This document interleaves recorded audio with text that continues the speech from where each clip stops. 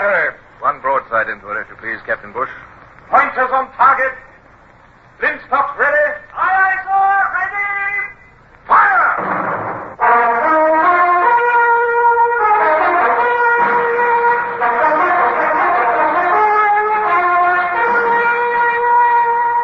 Presenting Michael Redgrave as C.S. Forrester's indomitable man of the sea, Horatio Hornblower.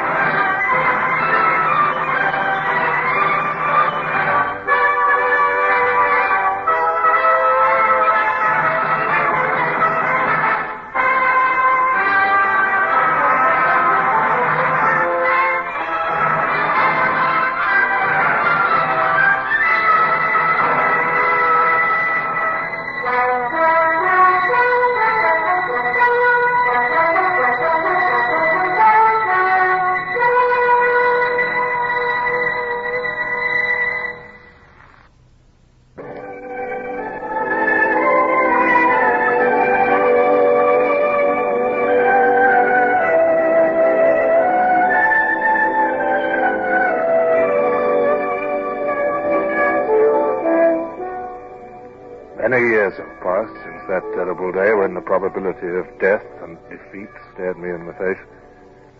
But I can close my eyes even now and feel again that exhaustion and faintness that I dared not let any man see. It was a nightmare pause in a nightmare battle. Two partially disabled ships drifting rapidly apart, and each with no purpose than to patch its wounds and return to destroy the other. I can see the Natividad again, now the score's clearing, sir. How does she bear? About 2 points on the starboard beam, sir. There. She's hove too. Looks a bit lopsided without her foremast. She seems to have made no attempt as yet to rig a new one. Well, as soon as we can carry it and sail aft so that we can beat the wind, we'll have it at our mercy. We must try and do it before nightfall, Mr. Bush, or we may lose her altogether in the dark. And, now what's this? It's the funeral party, sir. Oh. They're already going out there. How many? 14, sir. Very well. Mr. Bush, have all hands stop work, but remain where they are. I intend no disrespect to the dead, but this ceremony must be swift or the living may be endangered. Aye, aye, sir.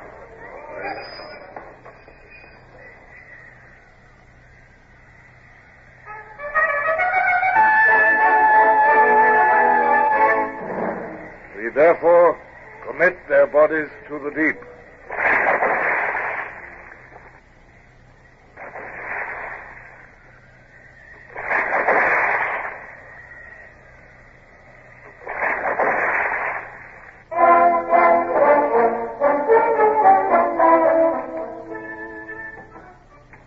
I think we checked the leaks now, sir. The sail is farthered under the bottom and seems to be holding. I've been able to release all but 20 men from the pumps. Good. Everything ready now for hoisting the mast? All ready, sir. Right. Now, Mr. Bush, it is important that nobody should haul or carry out any movement except by orders. I shall try to use the pitching of the ship to help in the raising of the mast. And if any man acts without my orders, I'll have him flogged. Aye, aye, sir. Hands to the windlass. Mr. Gerard, attend to those swings. Aye, aye, sir. Mr. Galbraith, into the mizzen cage. Right, sir. Never do it. The ropes will slip off the masthead. If it jerks away from that stump, it'll sweep the deck like a broadside. You trust the old man. He knows what he's doing, off. Oh, if he does. Time to go there. Oh! Oh! Hoist away there.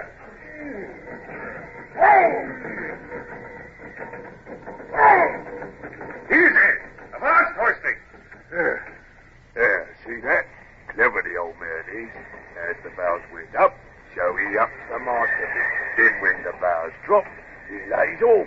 Oh, nice timing that is. He's better not make no mistakes, though. He won't make no mistakes. I've never seen him make one yet. Oh, doesn't he look tired, though? Hair wore out.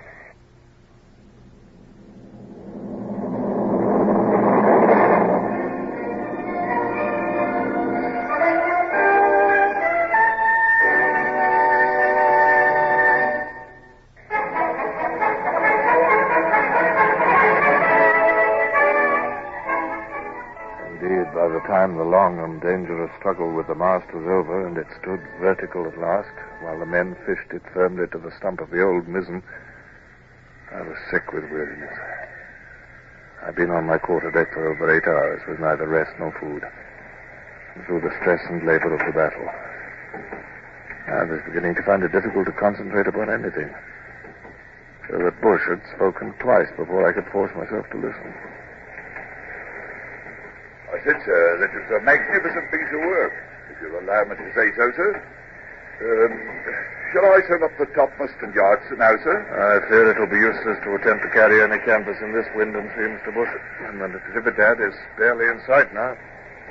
Just a smudge on the horizon, sir. Aye. There's not much chance of renewing the action till the wind takes off a bit. Yes, I cannot imagine the Admiralty accepting that statement in a report. But it's true enough, sir. We're badly knocked about, and the weather's too rough to carry on the fight. Nevertheless, the report would be received with pitying smiles, Mr. Bush. The excuse is too old. Like the uncharted rock, which always causes a wreck. The Admiralty is 10,000 miles away, and they can't judge the strength of this storm from there. If even though I should be accused of cowardice, there's nothing I can do until the weather moderates. No, sir, there's not. And in that case, why not take a rest? You look mortally tired, sir. Indeed you do. Let me send and have a berth screened off for you in the wardroom. Fiddlesticks, Mr. Bush. It's you who need a rest. Dismiss the starboard watch and go below and turn in. While the enemy is in sight, I shall stay on deck. But, sir, I gave you an order, Mr. Bush. Aye, sir. Good fellow, Bush, but a fool. A sentimental fool. He'd treat me like an old woman if I'd let him. Yes, I wonder how Lady Barbara is getting on that. Oh, confound it. He has that idiot of a steward. Now, can't anybody leave me alone? Well, Paul Wheel, what do you want? Well, I've been to attend to the lady, sir.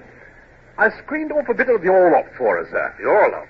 But the wounded are in there. Well, they're mostly quiet now, sir. Well, I couldn't leave her in the cables here. Oh. I stung the hammock for her, and she nipped into it like a bird, sir.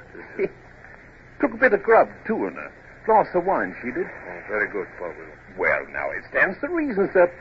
A frigate in the sea like this, and a battle like what we've had is, well, it's a bit rough on an high-born lady. Just confine yourself to facts and keep your opinions to yourself, Paul Wheel. The high-born lady joined this ship of her own free will, knowing that she was about to go into action.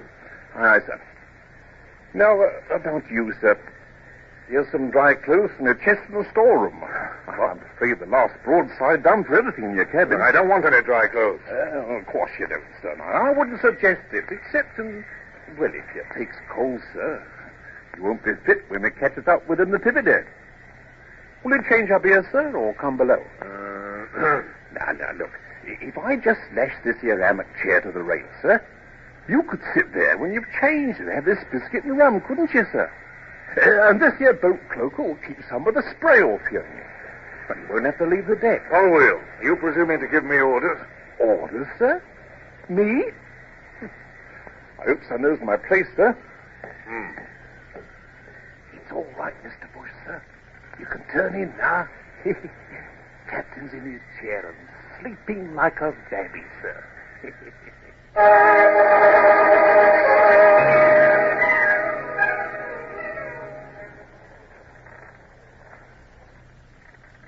Good heavens, I must have dozed off. What time is it, I wonder? Impossible, it's after midnight. As black as the Earl of Hell's riding boots. Feels to me as though the weather's improving. Let's have a look at the binnacle. Ah, Mr. Bush. Wind shifting southerly and moderated, sir. Wish there's a bit of starlight even. Can't see a thing. The Natividad might be 20 miles away or only 200 yards. Yes, I doubt she's close. She was going away to leeward rapidly when we last saw her. Can't have carried out all the repairs she'll need in this weather. What do you think she'll do, sir? That fellow Crespo who commands her is no fool. I believe he'll try to avoid us until he can get into the Gulf of Fonseca and refit. He'd like us to follow him into the Gulf, so he'd have the advantage of the shore batteries as well. But he can't make much sail in his crippled condition, sir. And even if he could, the wind is wrong for getting to the Gulf. I had observed that fact, Mr. Bush. I believe he'll reach far out to sea and claw southwards as far as he can. I shall return to my chair until daylight and attempt to work out what is likely to be his position at dawn. Aye, sir. Morning, sir. Sea's going down fast, sir, and the wind's taken off. Sun will be up in 10 minutes. Yes, we'll make sail if you please, Mr. Bush. Here is the course you are to sail. But as I gave the course, I knew that it was sheer guesswork. Every yard I sailed might be away from the Natividad while she hurried to safety.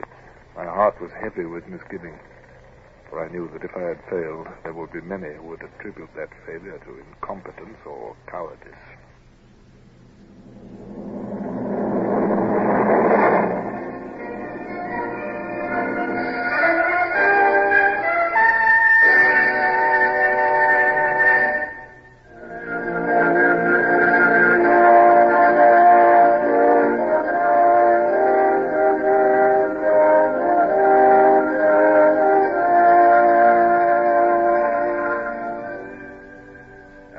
Lifted over the horizon, I paced the quarterdeck with every appearance of unconcern, determined not to allow anyone to guess at the doubts and fears which tormented me. When the light should be sufficient for the masthead lookout to scan the horizon, I might be justified or ruined. Yet even my resolution to remain calm must have wavered when my gloomy thoughts were pierced by a wild cry from aloft. We found her, sir. We found her. You are right again, sir. Look, sir.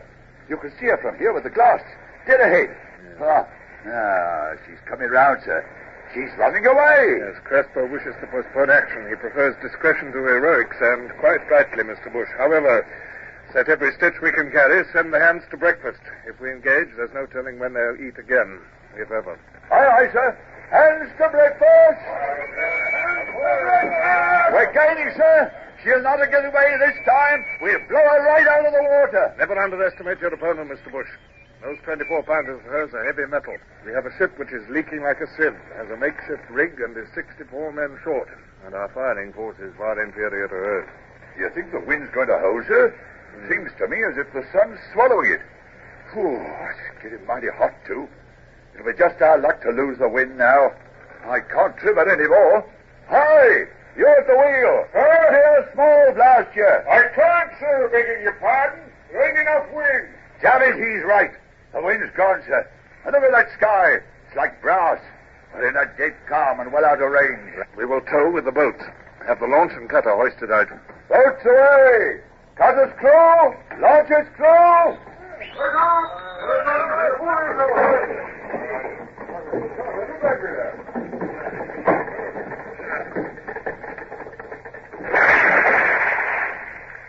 Now then, men. You've got a hard task, but it must be done. You've got to pull. Pull till your muscles crack and your hands burst. Now get your clothes off and pull naked. I'll have you relieved in an hour. Now, pull! All together! Give way!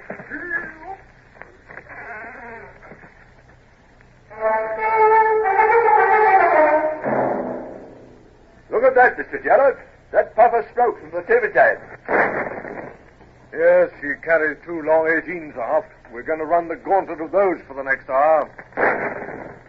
That was nearer, about 50 yards off our starboard quarter. Mr. Gerard, ask Mr. Marsh to see what he can do with the long 9 on our forecastle. I know it's not much use, but you'll cheer the men to feel that we're replying. Aye, sir. He's ready and waiting. Very good, Mr. Marsh. Show them some shooting. Stand by, gun crew. Give me the lanyard. 2 cable lengths in front of it. Very good. Try again. Here comes some more, fellas.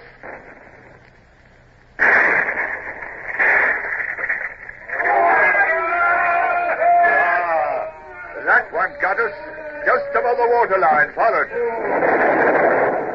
Oh, well done, Mr. Marsh. Right alongside her.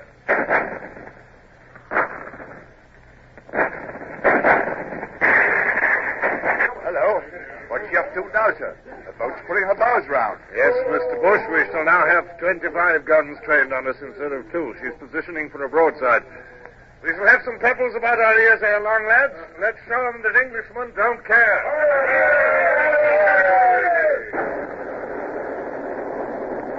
There are those shooting. Not more than 2 hits. Mr. Galbraith, let that main gun and stay. It's spliced directly. Aye, sir. Mr. Bush, at what distance would you say she is now? Oh, 3/4 of a mile, I should say, sir. So I think. I fear our carronades will not be effective at that distance. Relieve the boat's crews and see if fresh men can pull us nearer.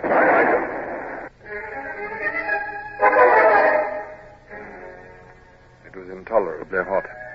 The smell of pitch from the deck seams, the bitter tang of powder, and the smell of the blood from the wounded, combined with my fatigue and anxiety to make me feel deathly sick. I feared to disgrace myself by being sick in front of the men. They, too, no longer joked at the guns. They were beginning to sulk under punishment. It was a bad sign. Sullivan! Sir! Here, Sullivan. You your fiddle? Aye, sir, I have that. All right, then we'll have a hornpipe. Benskin, Hall, McAvoy. A hornpipe from each of you and a guinea for the man that does his best.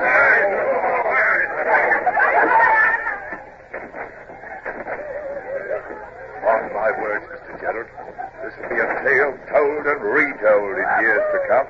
How Captain Hornblower had his ship towed into action with hornpipes being danced on her main deck.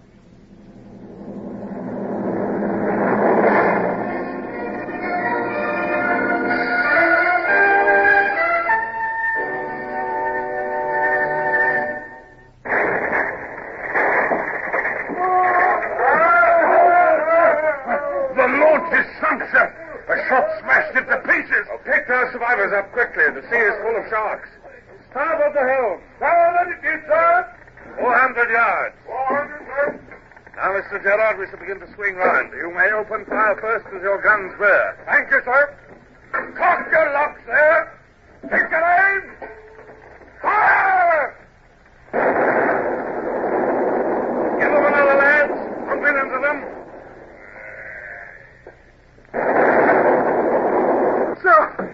Captain Hornblower, sir, Mr. Howell sent me. Yes, well?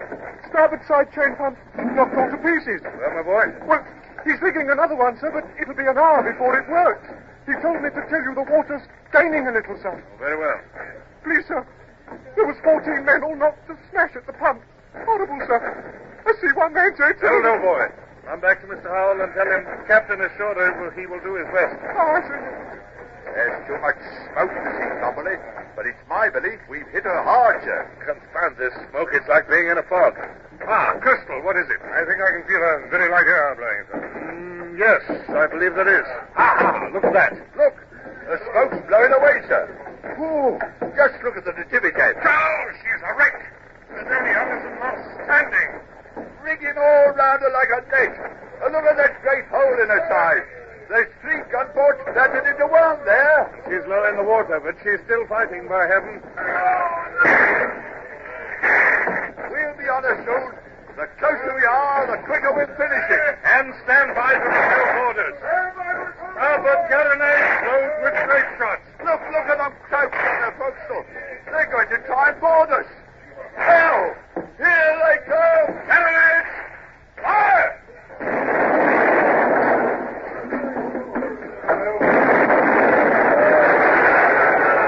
Weapon cleaned! 1,000 musket balls smack into him! She's finished! There's no crew left! She's firing! The cast! Ahoy! Will you surrender? Never! I speak of distinction English! You must surrender! You've done all that brave men can do! Casper, you fool! Your ship's on fire! Surrender while you can! Never! Man's mad, Mr. Bush. We must call off or we shall catch fire, too. Fan the blazes there! By heaven, sir! Look at those flames! He's fired on himself! I think not, Mr. Bush. It was our guns at point-blank range. She'll burn like... She's sinking! She's going down! She's gone, by heaven. Vanished as though she'd never been. You will join me in a salute to a very gallant enemy, Mr. Bush.